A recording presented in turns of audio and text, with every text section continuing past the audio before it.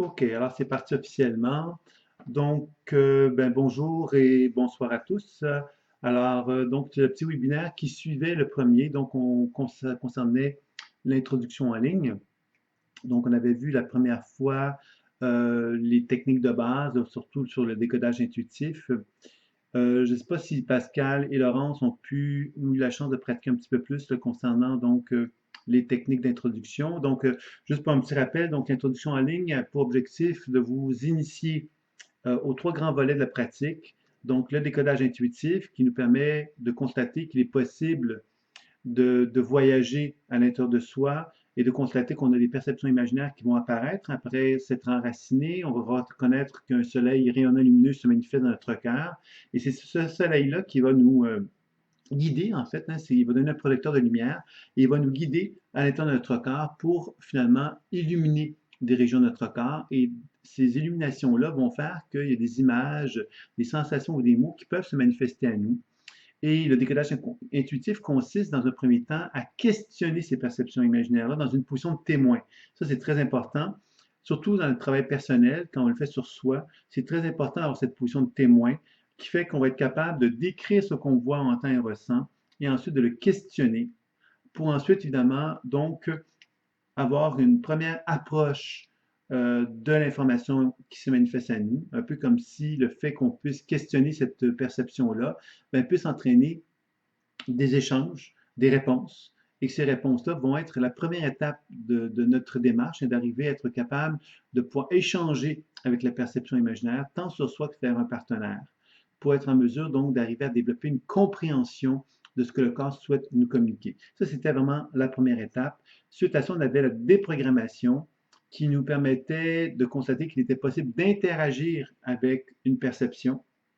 Interagir, ça veut dire quoi? C'est-à-dire de reconnaître que cette perception-là peut avoir des besoins immédiats. Immédiat, ça veut dire quoi? Ça veut dire que dans l'immédiat, je peux donner à la perception ce qu'elle me demande.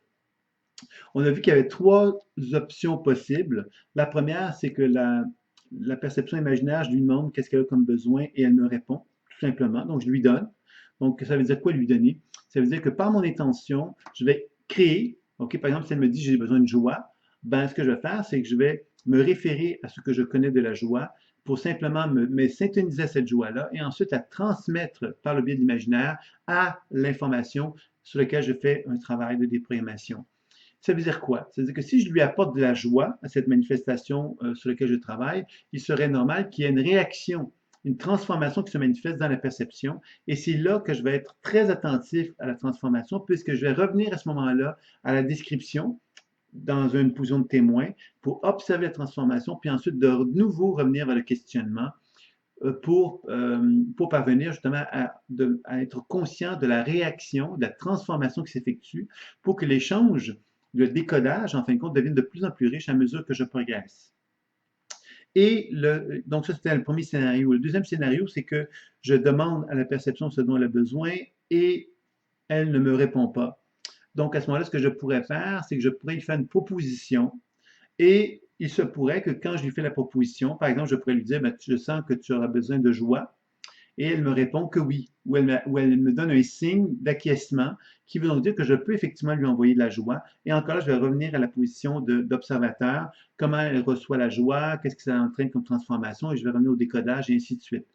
Le troisième scénario possible, qui était là, c'était de constater que je lui propose de la joie, je lui demande qu'elle a comme besoin, elle ne me répond pas.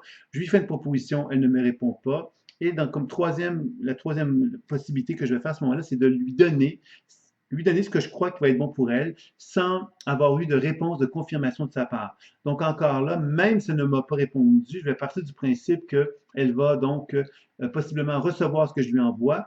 Et si elle le reçoit, bien évidemment, encore là, des transformations vont être possibles. Et de nouveau, je vais revenir à la description questionnement comme on l'avait vu précédemment. Ça, c'est les trois options par rapport à la déprogrammation. Et après avoir fait la déprogrammation, ce que je vais faire, c'est la technique de soins.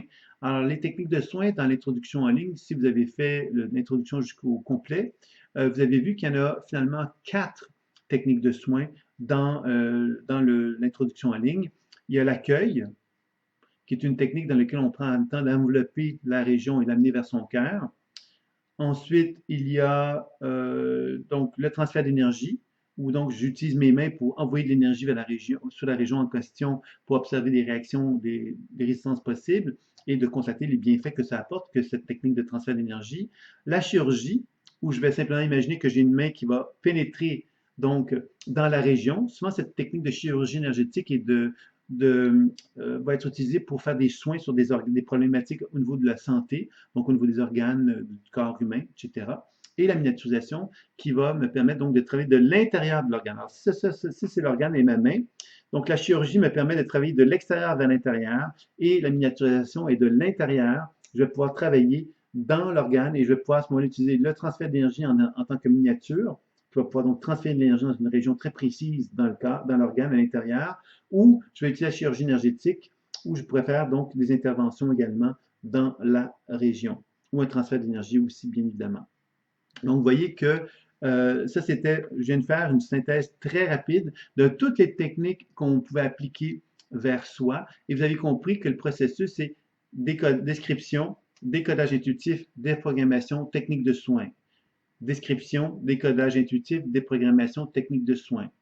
Vous voyez, c'est toujours comme ça qu'on procède et on demeure pas trop longtemps dans une ou l'autre de ces phases-là. Quand on constate qu'il n'y a rien qui bouge dans la phase dans laquelle on passe à la suivante et ainsi de suite pour justement éviter de se retrouver dans une position où on pourrait devenir frustré parce qu'on se dirait, mais mon Dieu, j'arrive pas, ça fonctionne pas, je suis un incapable, je le savais, je suis un incapable. Vous voyez, là, je perdrais ma position de témoin en devenant un juge par rapport à moi-même. Donc, l'idée, c'est de vraiment être dans une fluidité et de reconnaître que c'est comme un jeu. Alors, le jeu, effectivement, n'est pas quelque chose qu'on doit prendre ça d'une façon personnelle, hein, on doit le voir comme quelque chose qui va nous permettre de progresser, d'avancer d'une façon intéressante. Donc voilà, ça c'était ma petite présentation concernant l'introduction en ligne. Puis bien évidemment, ce que je viens de vous présenter dans l'introduction en ligne, il y avait un volet vers l'autre, une pratique vers le partenaire. Et cette volet vers la pratique vers le partenaire, ben, c'était effectivement la même application, sauf qu'on allait le faire sur un partenaire. Il y a donc une technique de l'accueil, entre autres, qu'on apprend à faire sur un partenaire. Et on a vu que la technique de l'accueil avait plusieurs autres applications euh, qui étaient possibles aussi. Donc, on pouvait le faire sur soi, la technique de l'accueil. On pouvait le faire sur un partenaire. On pouvait le faire dans un contexte où on voulait se rapprocher d'une personne qui n'est pas là.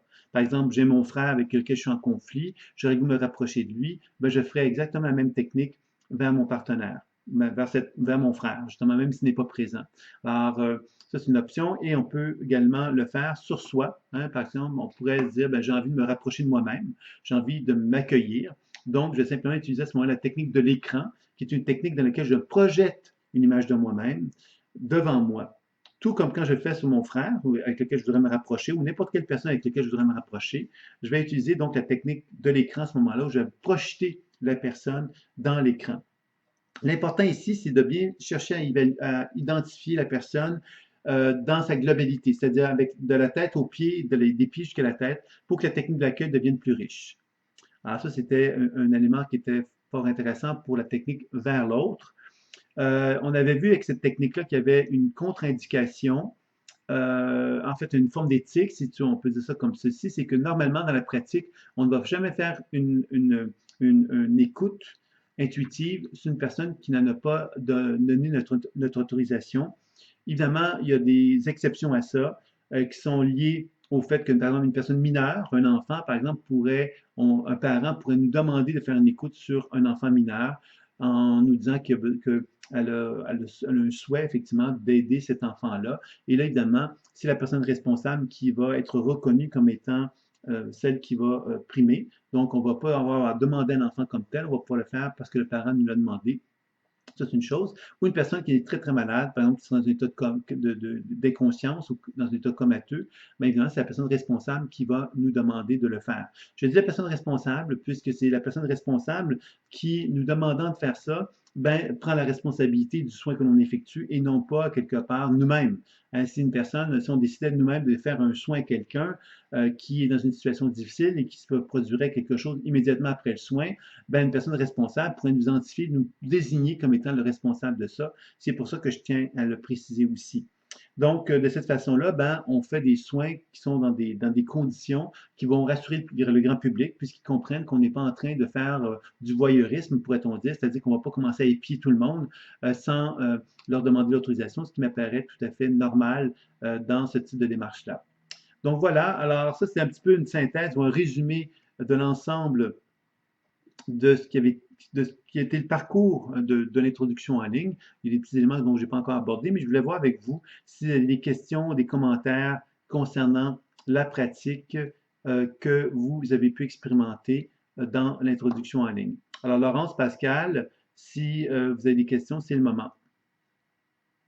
Ou des commentaires, comme vous voulez. Ce que vous souhaitez me transmettre sera toujours le bienvenu de toute façon, puisque l'occasion de ce petit webinaire-là, c'est pour vous. C'est pour que je puisse prendre le temps de répondre à vos questions sur l'introduction en ligne, sur ce que vous avez eu la chance d'expérimenter, tant sur vous-même et peut-être sur un partenaire, puisque dans l'introduction en ligne, il y avait une proposition ici de pouvoir le faire sur un partenaire si vous aviez envie de l'expérimenter.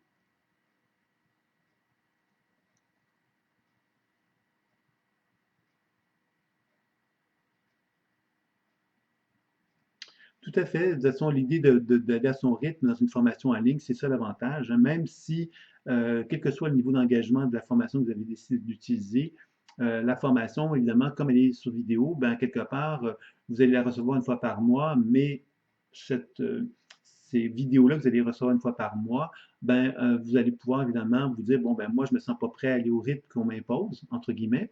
Donc, j'ai envie d'aller à un rythme plus lent, puis il n'y a pas de problème, puisque les webinaires, en général, sont tous enregistrés. Nous avons une bibliothèque également sur le site qui a été mis en place. La bibliothèque, qu'est-ce que c'est? C'est une série donc d'enregistrements des webinaires passés. La majorité des webinaires, lorsque tout fonctionne bien, se retrouvent dans la bibliothèque et vous pouvez, vous, ensuite visionner le webinaire qui vous intéresse, que ce soit dans la formation personnelle, que ce soit dans le week-end d'introduction, dans la formation professionnelle. Et vous avez une série de conférences également qui a lieu. Donc, il n'y a pas de problème pour aller à votre rythme. Donc, ça, ce n'est pas un problème de suivre votre rythme, puisque c'est effectivement une très bonne façon de procéder. Et la formation en ligne permet justement ça. C'est la grande liberté et la grande richesse d'une formation en ligne, c'est de permettre cela. Je travaille sur la pacification d'une relation. J'ai déjà l'impression qu'il y a des effets positifs. Alors, ça, c'est toujours intéressant. Quand tu dis j'ai déjà l'impression qu'il y a des effets positifs, ça veut donc dire que tu as un journal intime.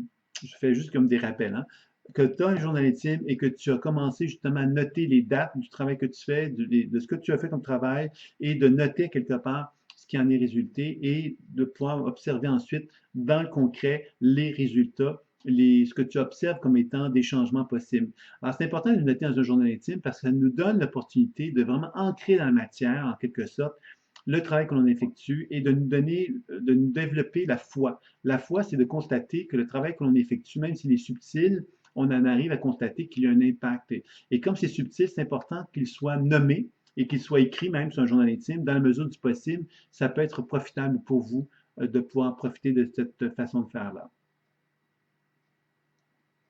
Ouais, ben, Pascal m'a dit qu'elle l'a acheté, mais qu'elle n'a pas encore utilisé. Mais évidemment, pour ça, je le précise. Ça peut être une façon intéressante d'apprendre effectivement à pouvoir s'accompagner dans la démarche parce que s'accompagner, ça veut donc dire quelque part que dans notre petit journal intime, on peut revenir dessus pour se remémorer tout ce qui a été fait. Et des fois, moi, je trouve que ça peut être une belle façon de développer notre foi, surtout dans des périodes où on a un besoin justement de reviser un petit peu où est-ce qu'on en est dans notre cheminement, où on a commencé à tel moment, puis on a fait telle démarche. Ça peut être intéressant d'y revenir. Je pense entre autres au travail d'auto-guérison, puisque dans l'introduction en ligne, il y a donc un moment où on vous parle de 3 techniques d'auto-guérison. Et ces 3 techniques d'auto-guérison, le transfert d'énergie, la chirurgie, la miniaturisation, sont vraiment des techniques qui sont orientées vraiment à faire un travail sur un organe. C'est souvent parce que on je vous le propose parce que c'est souvent intéressant d'arriver avec du concret. Un organe, c'est quelque chose de très concret. On a beau parler de perception imaginaire, mais quand on parle du foie, par exemple, ben, si on regarde un livre d'anatomie ou qu'on va sur Internet aller voir des dessins sur le foie ou des photos, on constate que le foie est standardisé, c'est-à-dire que tout organisme humain, tout être humain a donc un foie et le foie ressemble à une certaine dimension, à un certain rôle, bien évidemment, et tout ça. Donc, le fait qu'on commence à faire un travail sur le foie, par exemple, ben, me permet, moi, de pouvoir déjà, d'abord et avant tout, déjà savoir à quoi le foie ressemble, parce que je peux prendre le temps sur Internet ou sur un livre d'anatomie de voir à quoi il ressemble. Puis par la suite, quand je vais porter ma lumière vers le foie, ben le foie va apparaître à moi sous une forme de perception imaginaire, qu'elle soit visuelle, auditive ou sensitive, qui va me donner des informations sur ce que moi, je reconnais comme étant le foie objectif, celui que j'ai vu, par exemple, sur Internet, et celui que je perçois dans ma perception imaginaire. Donc, le fait de pouvoir comparer les deux, c'est intéressant parce que ça me permet justement de pouvoir donc déjà avoir un premier regard de la perception imaginaire qui est là, en quoi la perception imaginaire se distingue de la perception objective que j'ai pu retrouver sur Internet, par exemple. Et ensuite, bien évidemment, ça va me permettre de faire un travail d'auto-guérison. Et ce travail d'auto-guérison-là va habituellement être associé à une fréquence. C'est-à-dire que si je fais un travail sur mon foie, par exemple, parce que je perçois qu'il y a des déséquilibres, je vais peut-être faire un soin une fois, mais habituellement, ce qui est encouragé très fortement, c'est de revenir sur le travail pour être capable de développer ce que j'appelle une fréquence. La fréquence de soin, c'est qu'une fois par tous les 2 jours, par exemple, j'ai décidé de faire un soin sur le foie. Si je prends le temps de le noter dans mon journal intime, ben ça va drôlement être intéressant de pouvoir observer à tous les 2 jours qu'est-ce qui se passe. Est-ce que j'observe une amélioration? Si j'observe une amélioration dans ma perception imaginaire, c'est-à-dire dans ma perception de mon foie, à tous les 2 jours, je constate qu'il y a une amélioration notable, ben normalement, je devrais m'attendre à une amélioration notable aussi dans les symptômes. Et si ce n'est pas le cas, ben c'est drôlement une belle occasion d'aller questionner mon foie. Comment ça se fait que je constate une amélioration de la vitalité qui est en toi et qu'en même temps, je ne constate pas une amélioration de mes symptômes. Donc, ça nous oblige à confronter l'intuition pour l'amener à nous démontrer quelque part son intelligence et sa sagesse et de nous expliquer le processus dans lequel on est. Donc, on peut vraiment à ce moment-là ne pas être passif là-dedans, mais on est interactif avec l'intuition et ça nous permet de développer également le discernement. Donc, je pense que c'est fort intéressant de procéder comme cela. Laurence me dit, je renoue doucement avec le processus. Je perçois un peu mieux les moments où je perds la position de témoin. Les manifestations reviennent timidement. Je me donne le droit d'accepter de ne pas avoir de réaction, car je sais que je peux proposer une compréhension. Tout à fait. L'important là-dedans, c'est un jeu, et le jeu, quelque part, nous amène à concevoir une certaine démarche. La certaine démarche qu'on effectue, bien, quelque part, c'est de faire confiance d'abord et avant tout à un processus. Alors, ce processus-là, bien évidemment, c'est un début, c'est un fil très ténu avec lequel on travaille. Donc, c'est important que ce petit fil très ténu-là, on apprenne à l'amplifier et à le consolider. Et c'est là que la pratique devient importante. C'est là que le journal intime devient important. C'est là que la confrontation et de revenir sur l'intuition, poser des questions, etc., est importante. C'est tout ça qui va nous amener au discernement et qui va nous amener à développer la foi envers notre pratique. Alors, c'est ça un petit peu qui est assez important, je dirais, là, dans la démarche que vous êtes en train d'effectuer actuellement. Évidemment, je vous rappelle que l'introduction en ligne, bon, je dis souvent aux gens qui ont suivi le week-end en 2 jours, qu'après 2 jours, ben, quelque part, ils ont développé une certaine base, une certaine confiance, mais qui est assez fragile. Tout comme vous, après l'introduction en ligne, vous allez avoir développé une certaine confiance qui est tout aussi fragile. Donc, c'est important, évidemment, de se rappeler que cette pratique-là, pour la consolider, ben, il va falloir pratiquer, évidemment. Puis, évidemment, la suite de la formation va vous donner également d'autres outils. C'est-à-dire que le décollage intuitif, déprogrammation, techniques de soins, les techniques de soins vont devenir de plus en plus riches à mesure que la formation avance. Et évidemment, le décodage intuitif et la déprogrammation va devenir de plus en plus riche aussi par le fait que vous allez développer ces outils-là, qui va faire que le langage imaginaire va se complexifier pour vous et vous allez être de plus en plus capable de percevoir la sagesse et l'intelligence qui animent cette écoute que vous effectuez. Donc ça, je pense que c'est important de se le rappeler. Alors, je ne sais pas maintenant si vous auriez d'autres questions ou d'autres commentaires sur la technique, Pascal ou Laurence.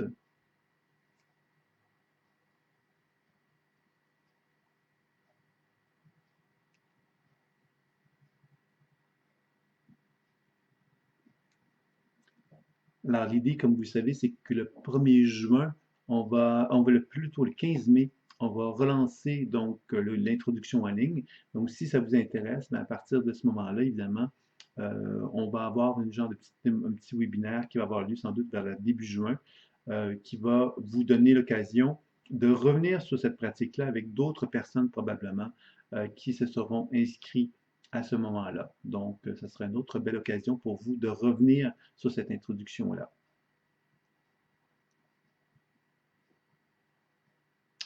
Oui, Pascal, c'est sûr que la pratique le soir, si on s'endort souvent, ça veut donc dire quelque part qu'on doit questionner peut-être notre, euh, notre protocole. Notre protocole, c'est que si on le fait tous les soirs, puis qu'on s'endort dessus régulièrement, ça veut donc dire qu'on n'est pas dans des meilleures conditions le soir pour le faire.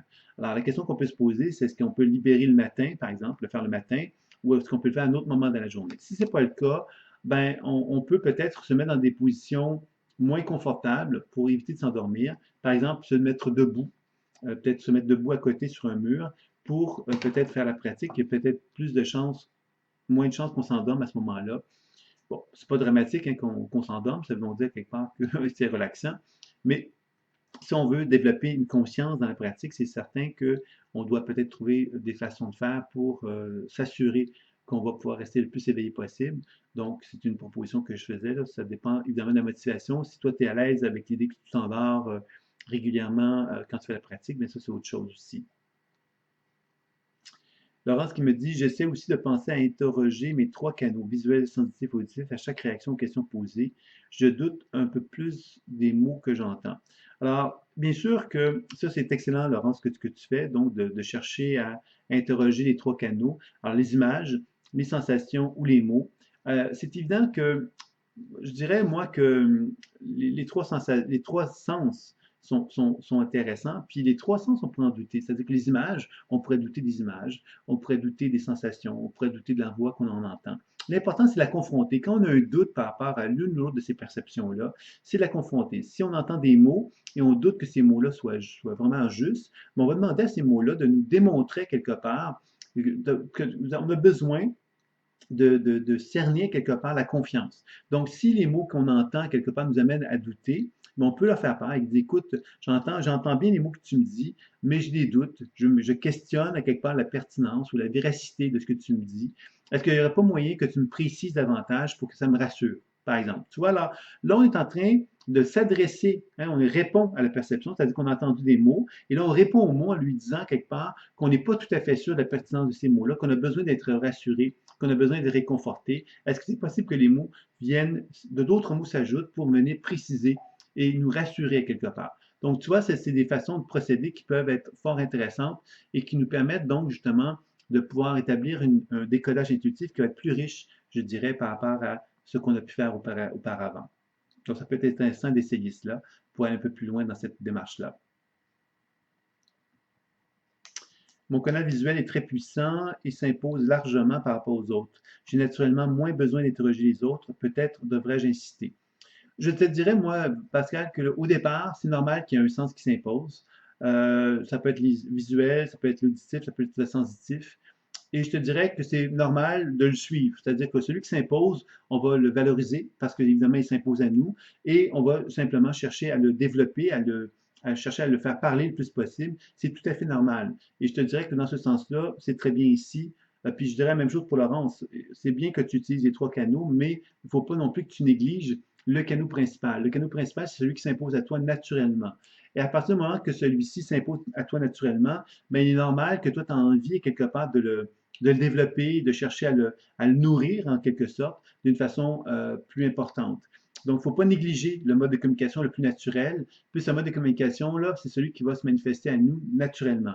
Avec le temps, on va constater que les autres sens vont se développer d'une façon plus importante. C'est-à-dire qu'on va être, on va peut-être, parce qu'on est très visuel, on va capter des images, mais on va peut-être capter également des mots, on va peut-être capter des sensations avec le temps qui vont se développer à mesure qu'on va pratiquer. C'est ça un petit peu l'intérêt aussi de la pratique, c'est qu'on essaie d'élargir notre champ de conscience, notre champ de perception. Et évidemment, à mesure que vous allez avancer en formation, vous allez voir effectivement que les techniques qu'on cherche à développer sont des techniques qui amènent justement une interaction, qui amènent un champ de perception visuel, auditif et sensitif, qui enrichissent la pratique. Et c'est ça un petit peu qu'on va chercher à développer tout au long de la formation également.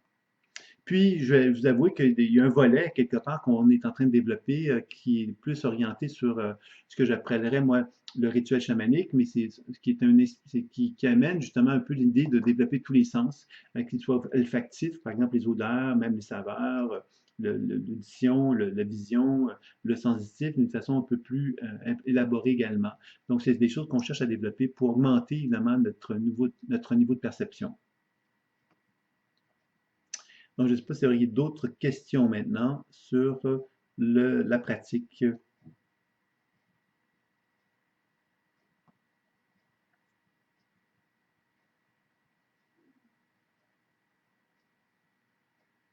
En fait, l'important, de toute façon, à travers toute cette démarche-là, c'est d'accueillir ce qui se présente en soi, de chercher à développer la méthodologie de travail et de constater que dans la méthodologie de travail, vous allez voir qu'elle va s'imposer à vous une façon de faire cette méthodologie-là. C'est-à-dire que moi, j'arrive avec une certaine structure, mais vous allez constater que le processus imaginaire qui va se manifester à vous, il va avoir une certaine logique, une intelligence qui va vous dépasser, puis qui va dépasser peut-être même la pratique ou les techniques que je vous propose.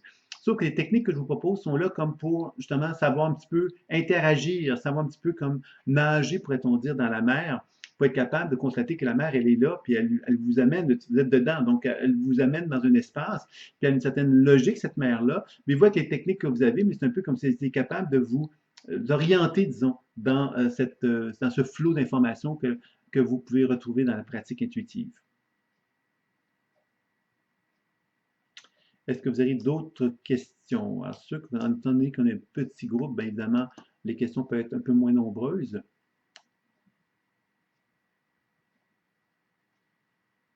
Et ce que je vous dirais, c'est qu'éventuellement, quand vous allez être prêt à le faire, vous pourrez communiquer avec moi et dans le but d'une pratique vers l'autre, hein, vous pourriez soit vous rencontrer vous-même, toi, Laurence, avec Pascal, ce serait une option, ou à quelque part, je pourrais vous mettre en contact avec des gens pour commencer à faire de la pratique vers un partenaire. Quand vous allez être prêt à le faire, vous pourrez m'aviser de ça. Peut-on commencer à s'auto-gérer ou doit-on simplement chercher à développer nos outils et attendre les modules suivants? Le but étant de pouvoir se soigner, bien sûr. S'auto-gérer, c'est ça que je ne comprends pas, Laurence, le mot s'auto-gérer. Qu'est-ce que tu veux dire par s'auto-gérer? Ou chercher à développer nos outils. Je te dirais que toutes les options sont bonnes. C'est-à-dire que si tu as des sentiments d'autonomie présentement avec les techniques qui sont enseignées, ben vas-y, va au maximum. Moi, je te dirais jamais de te limiter. Si tu te sens capable d'aller au bout de certaines choses avec ces outils-là qui sont là, ben vas-y. À chaque module, il y aura donc des outils nouveaux qui s'ajouteront qui te permettront simplement d'aller plus loin. Et c'est ça, quelque part, qui est l'objectif de la pratique, c'est d'aller toujours un peu plus loin. Donc, dans ce sens-là, je dirais que le but est vraiment d'aller au plus loin avec les outils que tu as. Donc, si tu es en mesure de t'auto-gérer avec les outils qui sont là, ben, les autres outils vont te permettre de t'auto-gérer d'une façon différente, avec un enrichissement, puis on espère à chaque fois qu'il y a un enrichissement, un approfondissement qui va pouvoir être fait à mesure que les modules d'enseignement te seront donnés. Donc, le but étant de pouvoir se soigner, bien sûr, tout à fait. Le premier but de la pratique, je tiens à le rappeler, en fin de compte, quand on fait un travail sur soi ou de le faire sur un partenaire, c'est de soigner. La première étape, c'est celle-là. Donc, le premier objectif, c'est quand même de faire du bien, de se faire du bien, si on le fait sur soi. Donc, ça, c'est un premier objectif. Si on est capable, en plus, de développer une compréhension des mécanismes inconscients qui sont en soi, ben, en plus de se faire du bien, on va développer une connaissance. Cette connaissance-là va nous faire du bien aussi. Elle va nous permettre effectivement de favoriser un processus de guérison. Mais évidemment, la première étape, c'est quand même d'arriver à se soulager. Hein, quand on a des problématiques de santé, par exemple, on va chercher à se soulager, à se faire du bien. Alors, vous voyez que c'est dans le processus de ce que je propose, finalement, c'est de vraiment se faire du bien, mais en amplifiant quelque part ce bien-être-là, puisque la connaissance de soi nous permet de nous réunifier et de nous harmoniser à notre nature profonde. Alors, c'est là que ça devient fort intéressant aussi. Est-ce que vous auriez d'autres questions avant de terminer?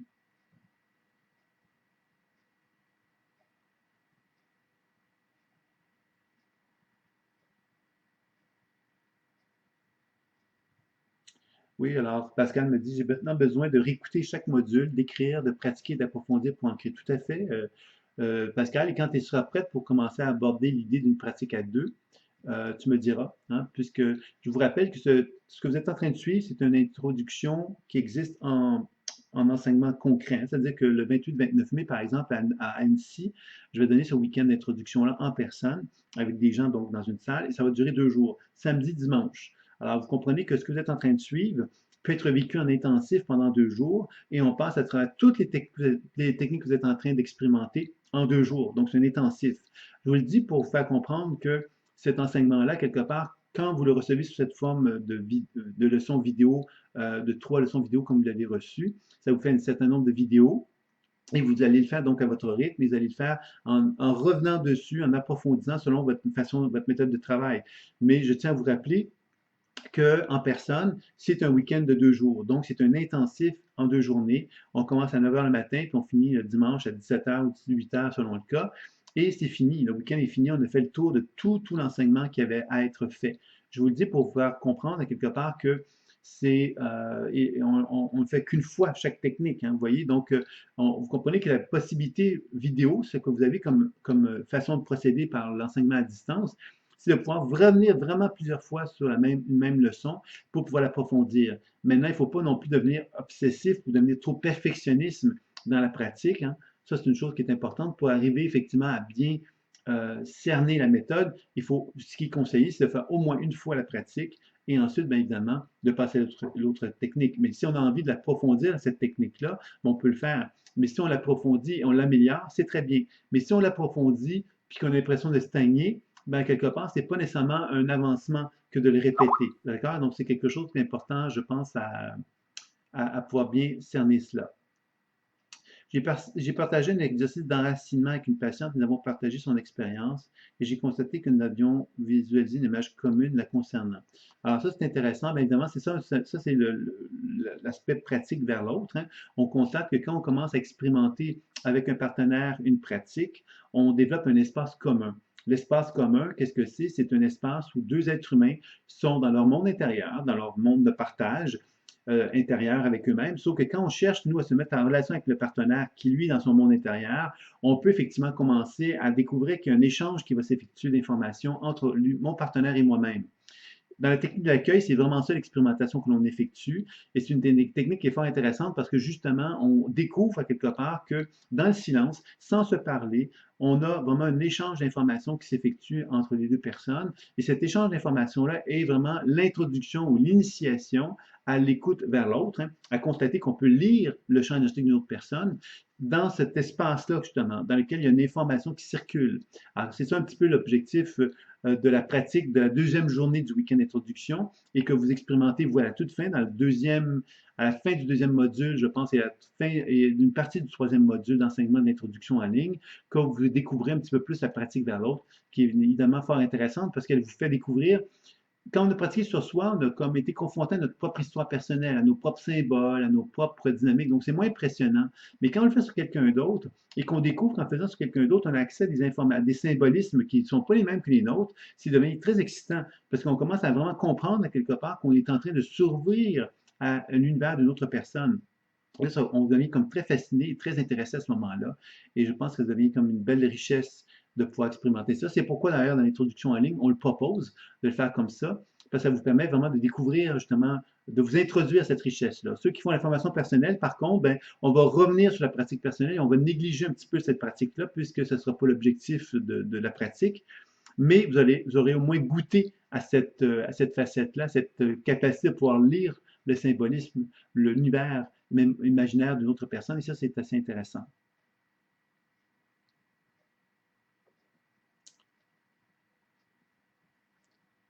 Est-ce qu'il y aura d'autres questions maintenant sur l'ensemble de ce qui a été vu pour ce petit webinaire? Quand pensez-vous pouvoir nous envoyer le module 4, s'il vous plaît? Alors, toi, Laurence, tu es dans la formation personnelle, il me semble. Je ne me trompe pas. Et en fait, le module 4, si tu me dis que tu es prête, je pourrais toujours te l'envoyer, sauf qu'à un moment donné, ce qui va se passer, c'est que idéalement, ce qui serait le plus logique, c'est qu'on avait mis la formation au 1er juin pour lancer la formation. Donc, l'introduction en ligne devrait commencer donc le 15 mai, puisque les formations on va arrêter les inscriptions le 15 mai. Et le 1er juin, c'est le début de la formation personnelle. Donc, le début, ça veut dire quoi? Ça veut dire le module 4 que vous allez recevoir donc le 1er juin. Si tu me dis, toi, quelque part, que tu te sens prête parce que tu as vraiment complété le module 1, 2 et 3, ben, je pourrais te donner accès à ce module 4-là, si tu le veux, mais tu serais donc toujours en déphasage par rapport au groupe, hein, puis tu seras toi en avance. Donc, les webinaires, eux, par contre, à partir de cette fois-ci, ben, on va commencer à faire des webinaires avec le groupe. Et le groupe, lui, sera toujours un petit peu en retard par rapport à toi. Donc, ça, c'est une chose qu'il faut que tu saches, là. Donc, c'est à toi de me dire si tu te sens à l'aise avec cette démarche-là. Si c'est le cas, mais je pourrais effectivement t'envoyer la leçon 4 qui concerne les chakras. Alors, tant pour la formation personnelle que professionnelle, le module 4, c'est un module sur les chakras. sur la façon de pouvoir faire du décodage des formations et soins sur les chakras. Alors, dans l'aspect professionnel, bien évidemment, on aborde l'aspect vers l'autre aussi, et dans l'aspect personnel, c'est uniquement sur soi qu'on le pratique. Le module 5, c'est vraiment un module qui va nous parler de la psycho-énergétique des chakras. Donc, c'est un prolongement. Et encore là, dans la formation professionnelle et personnelle, vous allez retrouver avec les mêmes leçons, sauf qu'il y a un volet professionnel dans la formation professionnelle que vous n'avez pas dans la formation personnelle. Et à partir du module 6, là, vraiment, il y a une distinction dans la formation personnelle et professionnelle. Dans le module 6, vous allez aborder le transpersonnel. Le module 7 va vous amener vers les guides. Le module, donc le 7, c'est sur le psychisme, excusez-moi, des programmations de la mémoire cellulaire. Le 7, c'est sur l'âme, le soi supérieur, dimension transpersonnelle. Le 8, c'est sur les guides. Et le 9, ce sera sur l'auto-coaching. Donc, vous voyez, ça, c'est la formation personnelle et la professionnelle. Bien évidemment, quand on arrive au module 4, c'est donc les chakras. Module 5, psychoénergie des chakras. Module 6, c'est les grandes techniques de guérison.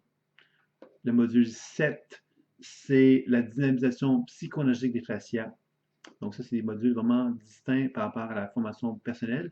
Et après ça, évidemment, vous avez l'opportunité, dépendant de la formule que vous avez choisie, vous allez revenir sur la formation personnelle pour compléter tout l'ensemble de la formation personnelle. Voilà. Et il y a un stage pour ceux qui ont, dépendant de la formule que vous avez choisie, il y a un stage de 5 jours qui, lui, aura lieu au mois de mai pour la formation professionnelle.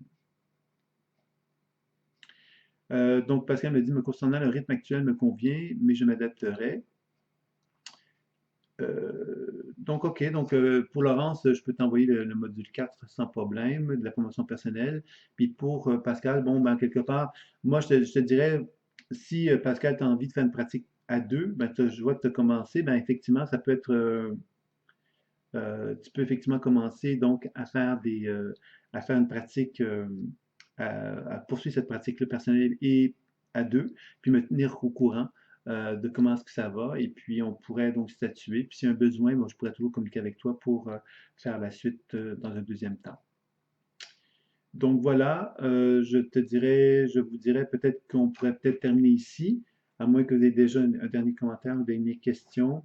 Alors, c'est un petit webinaire, pas très long, mais l'important, effectivement, c'est que j'ai pu répondre à vos questions. Pour Laurence, bien évidemment, je vais te donner accès au module 4 sur les chakras, donc tu pourras commencer à le faire. Donc, il n'y a pas de problème, Pascal. L'important, c'est de suivre ton rythme. C'est ça qui est le plus important, donc de pouvoir le faire. Donc, il n'y a vraiment aucun problème à ce niveau-là. OK, donc je vais simplement vous inviter à me tenir au courant. S'il y a des questions, des commentaires divers, il n'y a pas de problème. Pour le prochain webinaire, ben, quelque part, normalement, ça serait, moi, je suis en vacances à partir de ce soir jusqu'au 16 mai.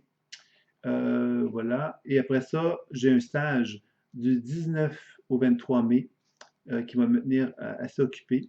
Et je sais que durant cette période de temps-là, je n'aurai pas accès tellement à l'Internet du 19 au 23 mai. Donc, moi, ce que je vous dirais, c'est, bon, pour Pascal et pour Laurence, si vous voulez, on pourrait regarder quelque chose, on pourrait voir s'il n'y aurait pas moyen de faire quelque chose, par exemple, euh, durant ma période de vacances, s'il y a des besoins, on pourrait se reparler. Euh, Moi, ce que j'ai besoin quelque part, c'est que vous soyez capable d'avancer et pour qu'on puisse effectivement avancer aussi dans le webinaire, pour qu'on puisse aborder des thèmes et des sujets différents. Jusqu'à maintenant, bon, ben là, quelque part, quand on dit on veut aller à notre rythme, ben, ça veut donc dire aussi qu'on n'arrive pas, comment dire, à des résultats concrets, tangibles, à des étapes d'exercice. C'est ce qui fait quelque part que normalement, le webinaire dans lequel tout le groupe sera ensemble, ça aura lieu vers le 1er juin, un petit peu avant, un petit peu après le 1er juin, probablement un petit peu après parce que je vais revenir de la France au Canada, dont le 1er juin, moi. Donc, ça sera sans doute un petit peu début juin que je pourrais faire un webinaire avec tout le groupe. Je ne pense pas que c'est un très gros groupe parce que je n'ai pas finalement bien organisé toute mon activité cette fois-ci parce que j'ai eu plein de choses que j'avais à faire et j'ai donc dû accepter de ne pas investir toute l'énergie que je voulais mettre pour lancer un nouveau groupe, donc ce sera sans doute un petit groupe, mais c'est ça un petit peu qui est envisagé. Alors d'ici le 1er juin, du 2-3 juin, en fin de compte, il n'y aura pas nécessairement de webinaire prévu, à moins que vous me fassiez part d'un désir d'aller un peu plus loin dans votre pratique. Et là, à ce moment-là, moi, je pourrais organiser un webinaire pour vous à ce moment-là. Ça voudrait dire que vous preniez le temps de pratiquer. C'est comme, par exemple, Pascal prendrait le temps de pratiquer sur sa pratique. Laurence, bon, évidemment, c'est comment c'est le module 4, mais là, on va être un petit peu en déphasage. Vous comprenez que comme on est un tout petit groupe et que vous êtes chacun dans votre monde, pourrait-on dire, ben, c'est sûr que l'accompagnement de l'enseignement est peut-être un petit peu plus difficile. Donc, moi, je dirais que si ça convient à Pascal, mais en même temps, ça ne veut pas dire que je ne suis pas ouvert. Hein. Donc, vous m'envoyez un mail, s'il y a des questionnements, des interrogations, puis à ce moment-là, on y va, on fait ce qui doit être fait. Alors, je ne sais pas si ça te convient, Pascal, de procéder comme ça. Je vais me mentionner. Laurence, elle me dit que début juin serait très bien, donc c'est parfait. Puis Pascal, maintenant, de toute façon, même si vous me dites que c'est parfait, ben, puis que vous rencontrez un problème, vous me le faites savoir, puis on peut se reparler, soit même par téléphone. Hein, c'est pas le webinaire, c'est une occasion pour se réunir tous ensemble, pour pouvoir justement échanger, partager. C'est souvent enrichissant pour cette raison-là. Mais s'il y avait des questions plus pointues, choses comme ça, et vous êtes vraiment, comme on est un tout petit groupe, ça peut se faire de façon vraiment plus spontanée, je dirais. Voilà. Toi, est-ce que Pascal, ça te convient? Est-ce que là, je ne vois pas de réponse de ta part pour pour début juin?